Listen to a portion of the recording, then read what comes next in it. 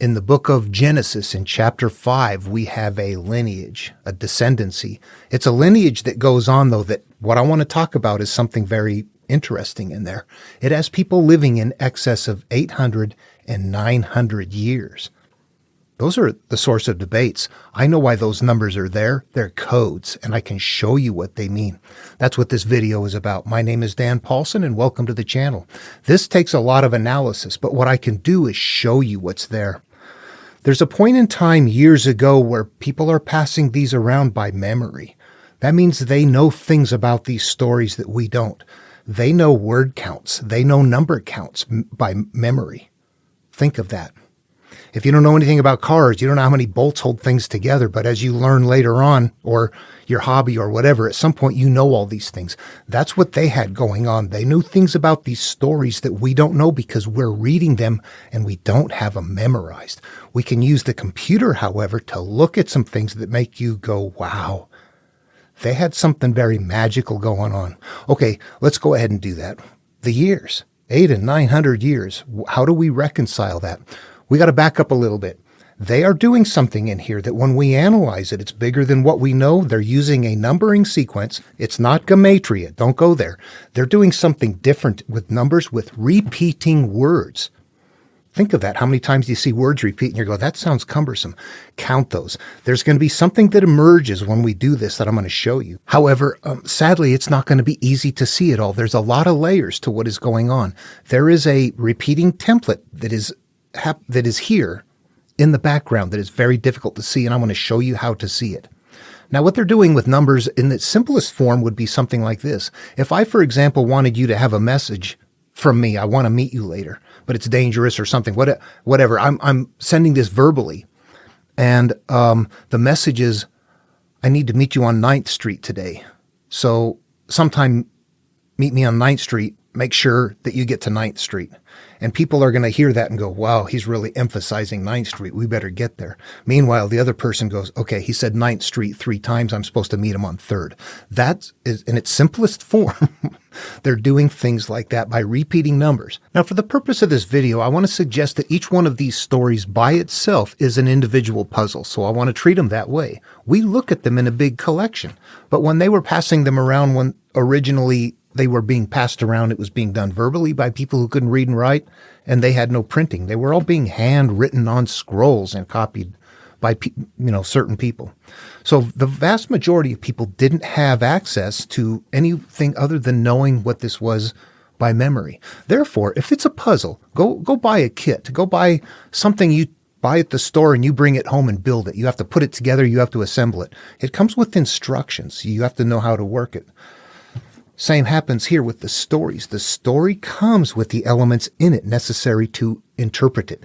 But we don't know that. We don't know that they're there because we don't have them memorized, and we don't see that the numbers and names are repeating specific amounts of times, that when we start combining them together, we're going to start seeing a grid pattern of emerging analogs. That sounds goofy. Let's get on to what that exactly means. First of all, 7 and 3. This is where it first appears in the Bible. And to make sure you don't feel like you're being led astray, I said 800 and 900 years. Well, we have to establish the 7 and 3 first and what it stands for, because what we're going to find out when we get to the 800 and 900, that each one of them was said 7 times. There's something else nested in there using this process. Okay, we'll take a look at the 7 and 3. This is where the template analogs begin and what they're for. Okay, here's where it starts. There's 2 creation stories, and at the very end of the first creation story, the 7-day creation story, here's how it ends. Thus the heavens and the earth were finished in all of their multitude. On the 7th day, God finished the work that he had done, and he rested on the 7th day from all the work that he had done. So God blessed the 7th day and hallowed it, because on it God rested from all the work that he had done in creation. So 7th day is said 3 times right there. Now, you might just look at that and go, oh, well, no big deal. It took a lot of playing around with this to get here. So just bear with me and we'll see it emerge elsewhere. We're going to begin seeing it very consistently. What you should know by reading the Bible already is you read through it and go, wow, 7s and 3s are all over the place. What is this about anyway? Okay, what I'm going to advocate is that there's two creation stories and you put them side by side. That there's not one that flows down into the other and it goes that way. That there's actually two different variations of a creation story. And at the end, if you put them side by side that way, right at the end of creation, we have Adam, Eve, naked, unashamed, combined together in the Garden of Eden. That is where we are. Now, I'm going to say that this template represents the human life template. If we go there, please just bear with me on this. I am Adam and Eve both. This represents my earliest time in life where I am self-aware. I'm a child. I'm ready to go on in life, but I have not yet experienced life.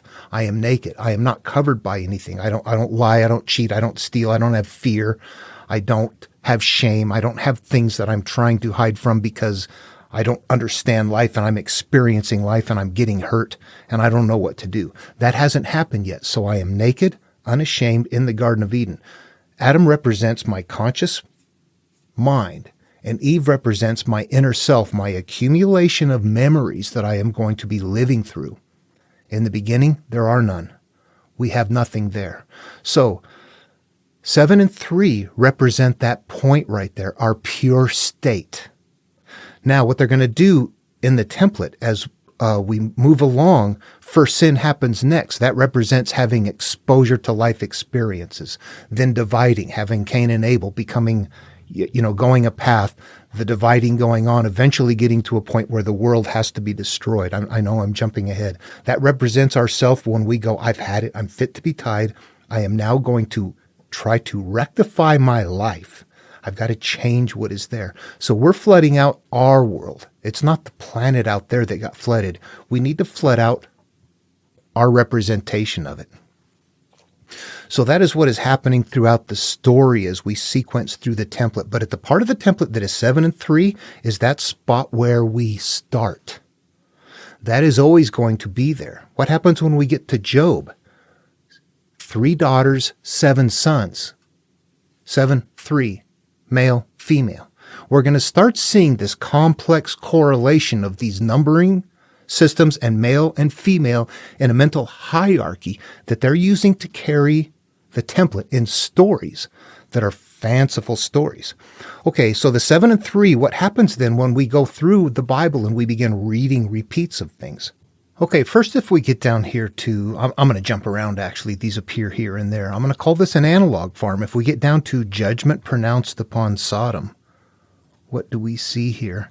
That just as Abraham came before the Lord and started talking to him, he starts asking him something. And if you read through it, it's righteous is said a number of times. So to me, that gets my attention. It's like, oh, there's that repeat stuff going again. Will you indeed sweep away the righteous with the wicked?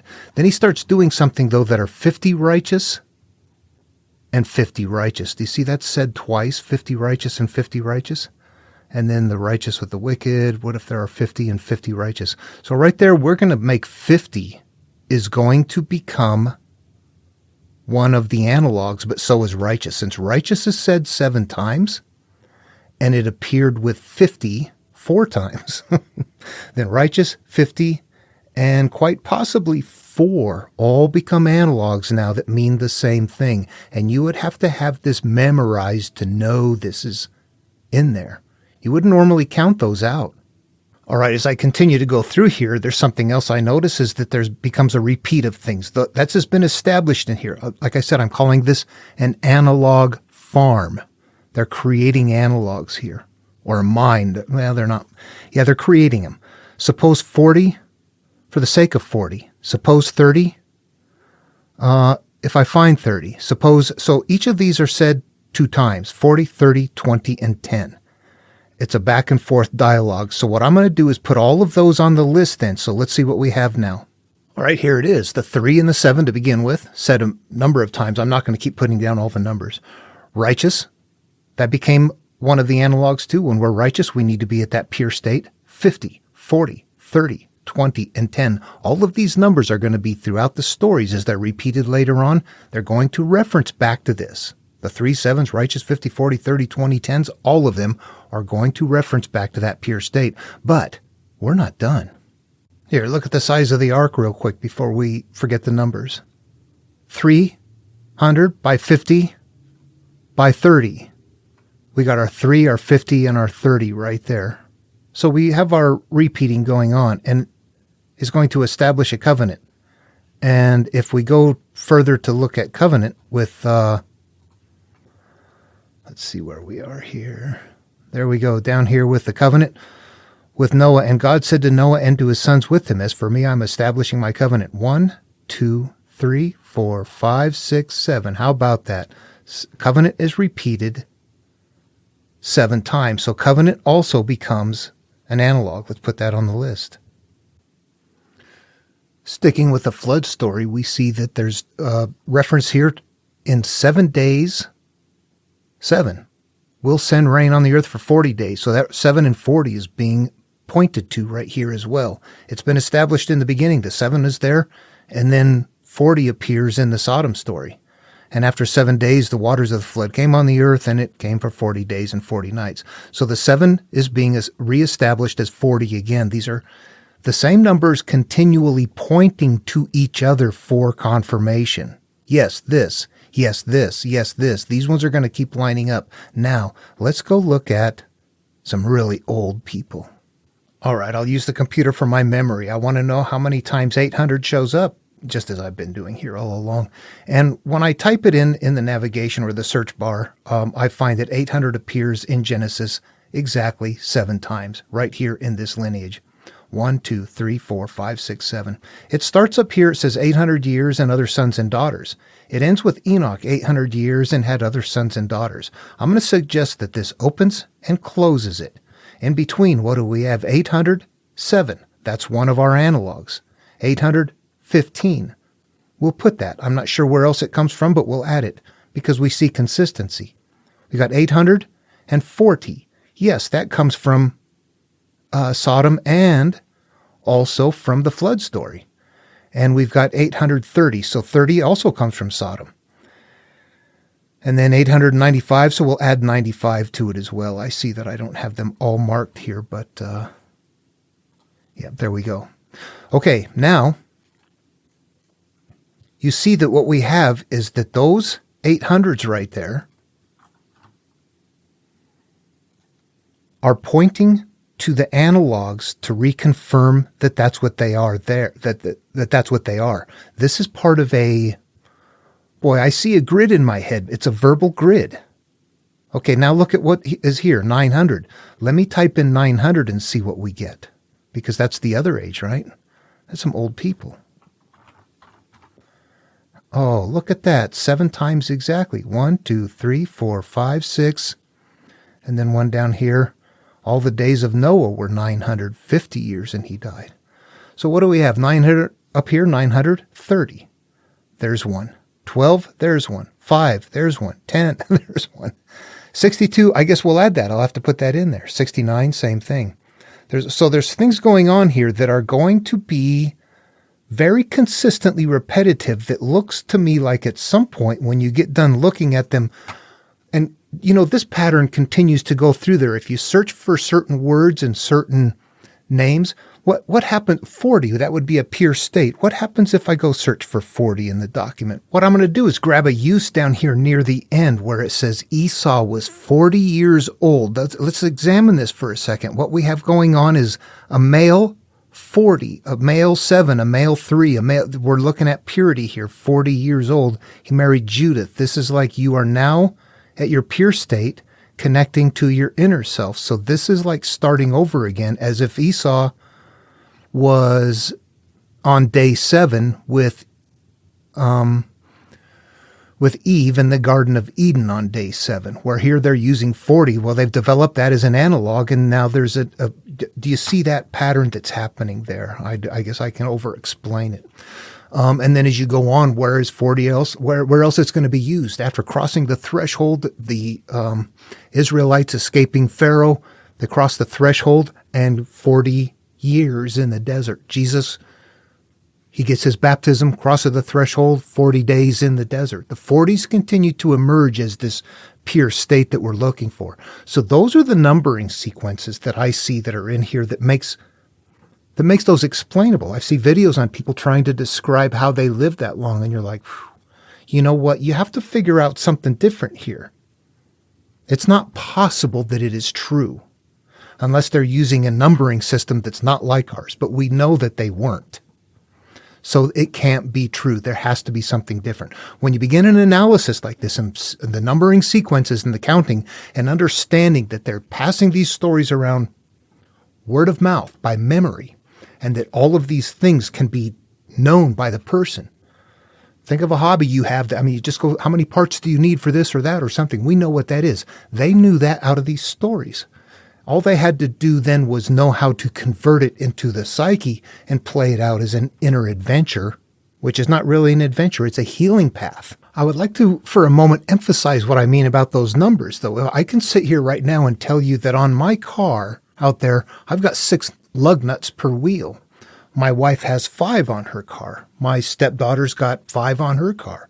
I know that right now by memory without having to go look. Somebody that had this story memorized could say, oh, righteousness was said 7 times at Sodom. They could do it that easy.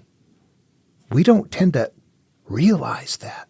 What makes these analogous representations difficult to see is that right there, what I just described. Not only do we have the age of 40 marrying being the same point as Adam and Eve in the garden at day 7. But we would also go to the book of Job, for example, who starts out with what? He has 3 daughters and 7 sons. 3, 7, male, female. The hierarchy is there. Those are there in the background, but they're so obscure. You have to understand that they're conceptual. Then all of a sudden it's like, oh, all of them mean me in some way. And they're pulling from this continually developing analog pool that they begin in Genesis that are just these numbers.